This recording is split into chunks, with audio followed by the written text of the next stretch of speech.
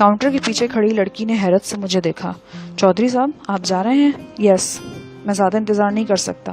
بہرحال آپ 1 ہفتے کے لیے سوٹ بک کر دیجئے۔ میں نے شیروانی کی جیب میں ہاتھ ڈال کر بٹوا نکالا اور پیمنٹ کر دی۔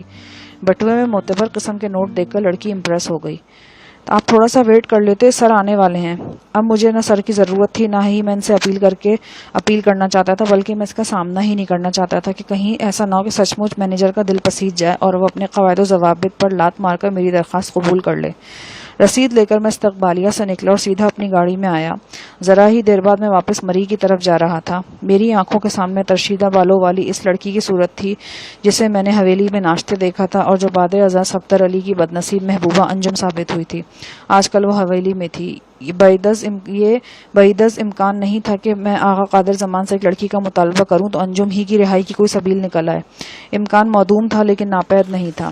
میں اس موقع سے فائدہ اٹھا کر کوئی ایسی صورتحال پیدا کر سکتا تھا کہ قادر زمان انجم کو میرے ساتھ نتھیا گلی روانہ کر دے۔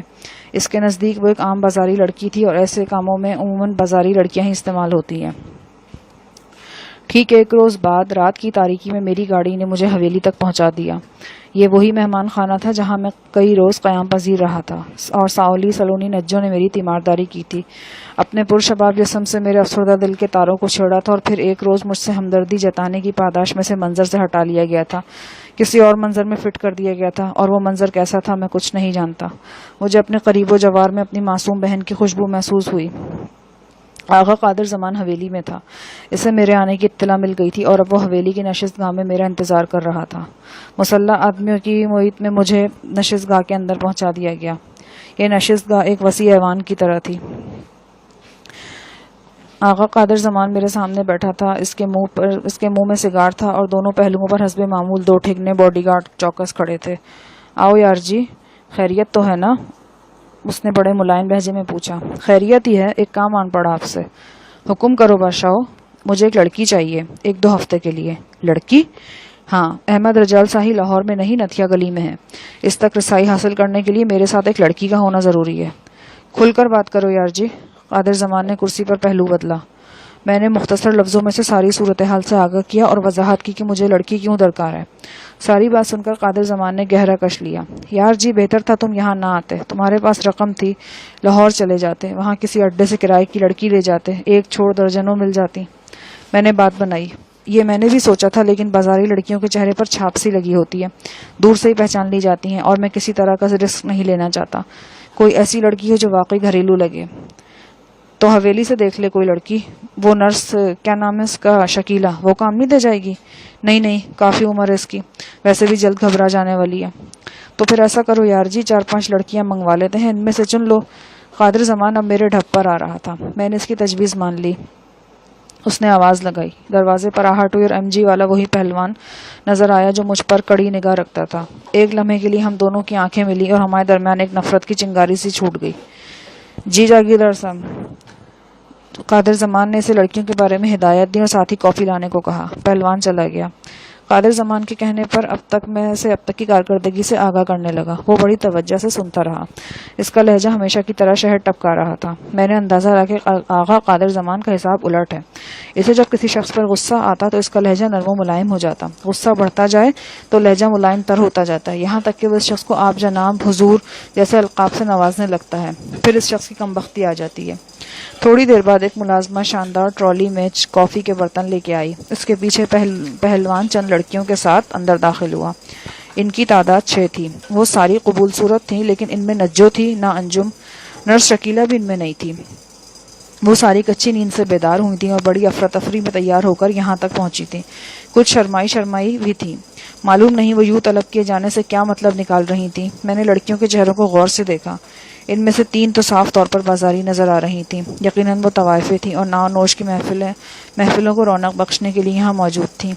باقی تینوں میں سے 2 پڑھی لکھی ملازمائیں تھیں، ویسے ہی ملازمائیں جو شیوخ و عمرہ کے محلات میں ہوتی ہیں۔ آخری لڑکی کے بارے میں کوئی واضح اندازہ نہیں لگا سکا۔ وہ مجھے کوئی نوعمر استانی نظر آتی تھی جو کسی المیہ کے نتیجے میں یہاں آ پھنسی تھی۔ بازاری لڑکیوں کو تو میں نے پہلی نگاہ میں ہی رد کر دیا۔ باقی 3 لڑکیوں کو بھی کسی نہ کسی وجہ سے قابل قبول نہ جانا۔ آخری فیصلہ مجھے ہی کرنا تھا، لہٰذا قادر زمان نے تمام لڑکیوں کو واپس بھیج دیا اور پہلوان سے کہا کہ وہ اور لڑکیاں لائے۔ اس دفعہ پہلوان نے آنے میں زیادہ دیر نہ کی، شاید وہ باقی لڑکیوں کو بھی پہلے پہرے میں ہی اطلاع دے آیا تھا۔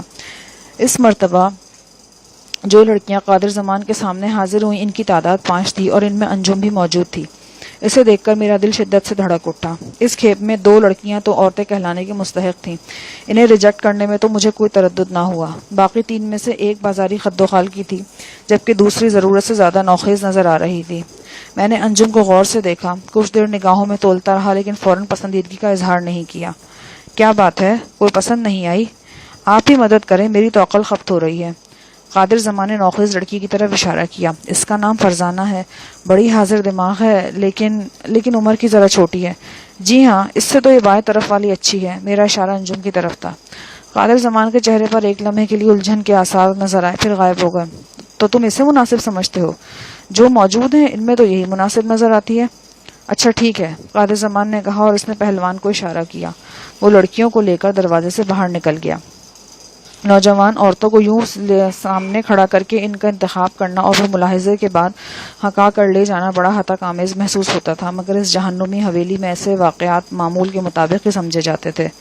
قادر زمان نے نئے سگار کا کونا توڑتے ہوئے کہا، یہ کڑی زیادہ قابل اعتبار نہیں ہے، اس کی طرف سے ہوشیار رہنا ہوگا۔ کیا مطلب؟ بھاگ جائے گی؟ نہیں، خیر ایسا بھی نہیں ہے، لیکن ذرا نئی ہے، اکیلا مت چھوڑنا۔ اس بازار کی ہے؟ ہاں، حیرت ہے پھر بھی تمہیں پسند آ گئی۔ شکل سے تو نہیں لگتی، چال ڈھال مختلف ہے۔ ہاں یہ بات تو ہے، قادر زمان نے تائید کی۔ پھر اس نے گفتگو کا رخ احمد رجال صاحی کی طرف موڑ دیا اور یہ جاننے کی کوشش کرنے لگا کہ میں نے اسے ختم کرنے کے لیے کیا منصوبہ بنا رکھا ہے۔ کوئی منصوبہ تھا ہی نہیں تو میں اس سے کیا بتاتا، بس یہ یقین دلائے کہ 1-1.5 ہفتے میں یہ کام ہو جائے گا۔ اگلی شب 10 بجے میں حویلی سے انجم کے ہمراہ روانہ ہو رہا تھا۔ وہ زرق برق لباس میں تھی، زر بفت کی شلوار قمیص جس کی سنہری زمین پر نیلگو پتیاں تھیں، ادوا ریشمی دوپٹہ، وی گلے کا ہم رنگ سویٹر، کانوں میں چمچم کرتے آویزے، انگلیوں میں پکھراج کے چھلے، چہرے پر ہلکا سا میک اپ۔ نسان سنی میں بیٹھی وہ واقعی گلبرگ کی کوئی نوجوان مسز لگ رہی تھی۔ وہ خاموش تھی، ہم دونوں کے درمیان کوئی بات نہ ہوئی۔ اس وقت ہم حویلی سے تقریباً 10 میل دور آ چکے تھے جب میں نے پہلی بار اسے مخاطب کیا۔ تمہارا نام انجم ہے؟ جی۔ کہاں کی رہنے والی ہو؟ لاہور کی۔ جانتی ہو میں تمہیں کہاں لے کے جا رہا ہوں؟ شاید کسی ہل اسٹیشن پر۔ اور کیا معلوم ہے؟ بس مجھے اتنا بتایا گیا کہ مجھے آپ کی بیوی بن کر جانا ہے۔ میرا نام نادیہ احسان ہے اور ہم ہنی مون پر نکلے ہوئے ہیں۔ کیا میرے ساتھ جانے میں تمہاری رضامندی شامل ہے؟ جہاں میں ہوں وہاں رضامندی کا لفظ بے معنی ہے۔ کیا میں یہ سمجھوں کہ تم حبس بیجا میں ہو؟ پلیز احسان صاحب ایسی باتیں نہ پوچھے جن کا میں جواب نہ دے سکوں۔ میں نے مسکرا کر کہا، کیا ایسی باتوں کی کوئی لسٹ ہے تمہارے پاس جو میں پوچھ سکتا ہوں؟ وہ خاموش رہی۔ میں نے کنکھیوں سے دیکھا۔ صفدر کا انتخاب قابل داد تھا۔ انجم 2 اہم نسوانی خوبیوں کی حامل تھی۔ وہ دلکش جسم کی مالک تھی لیکن چہرے پر معصومیت کا پڑاؤ تھا۔ مجھے یقین ہے کہ تمہارا تعلق کسی شریف گھرانے سے ہے اور ان لوگوں کے چنگل میں پھنسے تمہیں چند ماہ سے زیادہ نہیں ہوئے۔ کیا میں غلط کہہ رہا ہوں؟ احسان صاحب میں درخواست کرتی ہوں مجھ سے اس طرح کے سوال نہ کیجیے۔ کس طرح کے سوال؟ وہ خاموش ہو گئی۔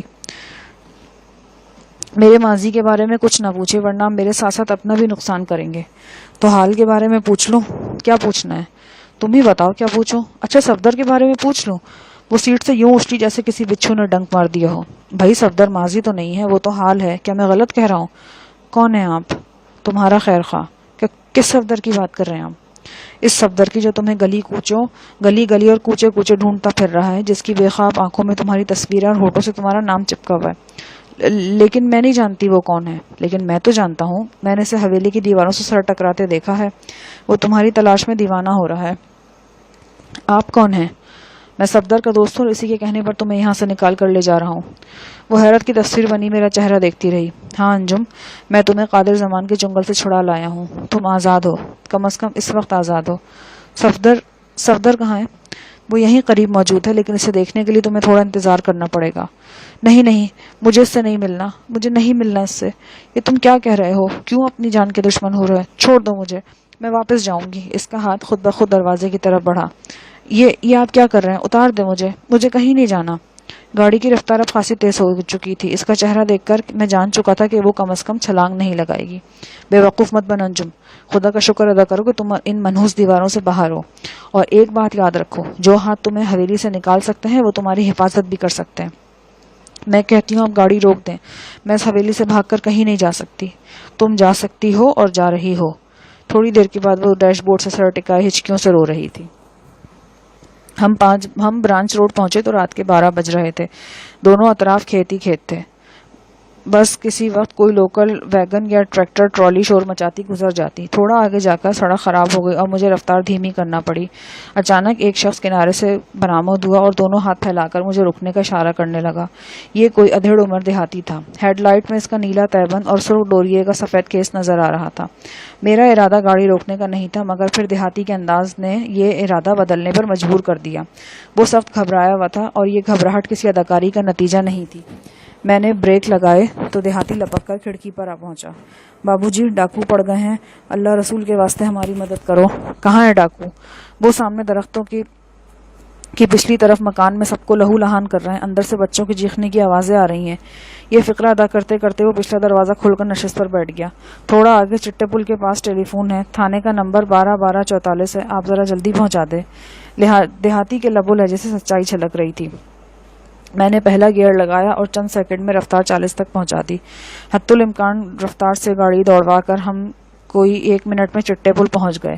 یہاں ٹائروں کی ایک دکان تھی اور پاس ہی پان سگریٹ کا کھوکا تھا، اور ایک چھوٹی سی دکان پر ندیم میڈیکل اسٹور کا بورڈ لگا تھا۔ یہ تینوں دکانیں بند پڑی تھیں۔ گاڑی رکتے ہی دیہاتی دوڑا اور میڈیکل اسٹور کا بند دروازہ دھڑدھڑانے لگا۔ اندر فوراً روشنی ہوئی اور کسی نے دروازہ کھول دیا۔ یہ ایک نوجوان تھا۔ اس نے شلوار قمیض پر نیلے رنگ کی جرسی پہنی ہوئی تھی۔ لگتا تھا کہ وہ نیند سے جاگا ہے۔ دیہاتی اور میڈیکل اسٹور والا چند لمحے تیز تیز لہجے میں باتیں کرتے رہے، پھر دونوں بھاگتے ہوئے گاڑی تک آئے۔ دونوں کے رنگ زرد ہو رہے تھے۔ دیہاتی نے روحان سے لہجے میں کہا، ٹیلی فون تو خراب پڑا ہے جی۔ تھانہ کتنا دور ہے؟ تھانہ نہیں ہے جی، چوکی ہے، میڈیکل اسٹور والا بولا۔ یہاں سے کچھ 4 میل دور ہے، لیکن آگے جا کر کچے سے گزرنا پڑتا ہے۔ وہ تو مار دیں گے جی، چھوٹے چھوٹے بچوں کو بالکل جانور بنے ہوئے۔ تو چلو پھر ہم تینوں چلتے ہیں، راستے میں کوئی اور ملا تو اسے بھی ساتھ لیتے آئیں گے۔ دیہاتی کے چہرے پر خوف کے آثار منڈلا گئے۔ یہی تاثر اسٹور والے کے چہرے پر نظر آیا۔ میں جانتا ہوں جی، ان کو بڑے خونی بندے ہیں، ان سے تو پولیس ہی نپٹ سکتی ہے۔ اسٹور والے نے کانپتی آواز میں تائید کی۔ اللہ رحم کرے جی، ہمارے بس کی بات نہیں۔